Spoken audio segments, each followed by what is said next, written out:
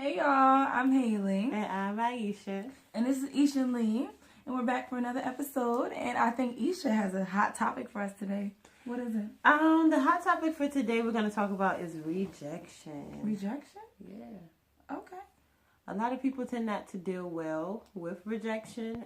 They feel as though it's a negative impact on you versus it actually being something positive. Okay. So I want you to go ahead and tell me how you feel about the topic that I have. What up, Miss Smith? Well, rejection. Trying to think if I've dealt with rejection. Of course I've dealt with rejection. Yeah. But I would say that rejection to me isn't that bad. Simply because I feel like what's for me is already mine. So if I'm being rejected for something, it's because it wasn't for me. You know, it's that simple. Because what someone doesn't like, someone else will. Oh, yeah. And I'm a firm believer that, you know, I'm not going to be liked by everybody. I found that out through experiences. Even if you are the best you can be, you might not just be someone's flavor. I make it similar to like foods. Like my favorite food, someone may hate. Like I really like, let's say, what's something I like that you don't like? I really like mushrooms. I love grilled mushrooms. And she don't like mushrooms. So even though mushrooms is good as all to me, she don't like them. So I feel like the same thing is with people, and you know, I might not be for everybody. So if someone rejects me, it's like, okay, I know someone's going to love me even though you don't like me at all. Right. I want to hit rejection on a whole different level. Just as far as like, you know, not even like in a relationship, like being rejected by the opposite sex, whether you're man or female. More so like just in life, when you're making business moves, any decisions that you make and you get that answer no, and you just instantly feel rejected, you should just come back and know that, you know, man's rejection, whether it's man or woman, is God's protection. So God can want you to be rejected in that moment because, for one, you might not be you might not be ready for whatever you think you're ready for. Another thing would be just because people tell you no, or that particular person tells you no, doesn't mean somebody else can say yes. Eric Thomas said you should let no excite you. You should let it excite you. Like, oh, you said no. You thought it couldn't be done.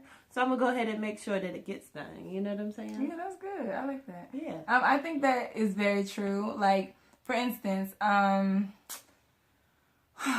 went to school originally for marketing and public relations. And when I got the internship, you know, I did well, but I didn't get that applause. Like, oh my gosh, we're going to give you a job that I wanted. So in a way, I felt like I got rejected. Even though I did good in the internship, they didn't like want me like I wanted them to want me. Right. And I took it as like, oh, I guess that's not for me. You know what I'm saying? And it kind of felt bad, but at the same time, if I didn't get rejected in that moment, excuse me, it wouldn't have opened me up to the career I truly have a passion for, which is cosmetology. So I feel like sometimes rejection is a closed door that God has made just so you can go into what you're really meant to do. Because oftentimes what we want isn't what's best for us. Like, even though, like, it seems comfortable or it seems like something we would enjoy, there's a lot of things we don't know that's to come that we're, like, basically keeping from happening by just seeing it one way. Right. So I just feel like in rejection and careers and, like, you know, situations like that, you have to be open to the possibility that there may be something greater, or, like she said, it could be something just used to fuel you to get the fire you really need to do what it is that you're really supposed to do. So yeah, let it be an encouragement when you can't do what you want to do, because there's always another opportunity, there's always another door, and there's always more to learn. Yeah. So don't ever feel like just because you got to know this time that you won't get to know next time. Right. One thing they teach us at T-Mobile with selling, they teach us this rule of probability. If you offer, you might get 10 no's, but you're taking 60 calls. So the other 50, you know, are probable to say yes, or it might be 50-50 or half-half. But either way, the more you reach out to what it is you want to do, somebody is going to say yes. I also want to stick in there that you should not want to fit in.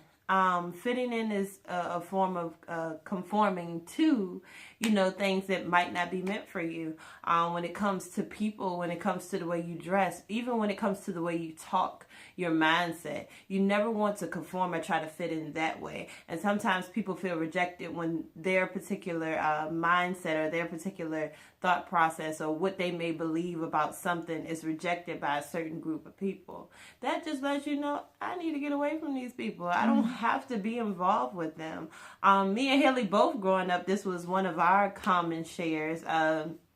Just both being like, these girls who really just didn't try to fit in. Mm-hmm. Like growing up, going throughout high school, middle school, elementary school, we were just who we were. Wow. We grew into the women that we are today. But growing up, like I was a big goofball. Haley was like real quiet into herself. She felt like she was weird. But it's just kind of like, we weren't trying to be those girls.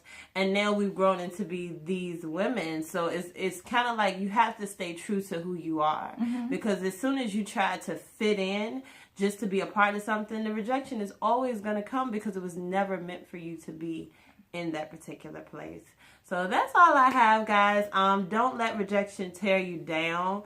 Sometimes accept it as a part of criticism. Really good criticism, I would say. Because anytime somebody's rejecting you, that lets you know either you need to work on a certain area or this area is not meant for you. So just take it as a learning experience. Don't take it as a negative impact to your life. I like that. That's good. I definitely want to hit back on the fact that she said, you got to work with the numbers. Like, that's big. I mean, think about it. Like, if you are failing and rejected, and you keep going and going and going, by the time that you get to that acceptance, you're going to be a strong, bad mama. You're going to be good. You know what I'm saying? You just have a certain level of knowing who you are and a shield of strength that lets you know that, okay, even if this don't work out, I'm going to still be okay. Mm-hmm. You know what I'm saying? If you can't take a rejection or just not fitting in, then you can never stand alone. And you don't want to be dependent on people or a job or an opportunity. You got to know that you can make it regardless. So sometimes rejection and, not having what you want is going to put you in a position where you know how to get whatever it is that you need on your own, with the help of God, of course. So I just want to say that was a great topic. You better work. You better work. And we love you guys, and we just want to encourage you to not get down on yourself because you may not fit in and you may not get what you want in life at that moment, because what's meant for you is yours. Oh, yeah. And if you stay steady on what your heart desires, people are going to see you. They're going to recognize you for the great fruits that you put out by just being who you are. And you're going to get wherever it is that you're supposed to be. Right. And it's going to be great. It'll be worth it. Yes, y'all. Each and y'all. We love you. Bye.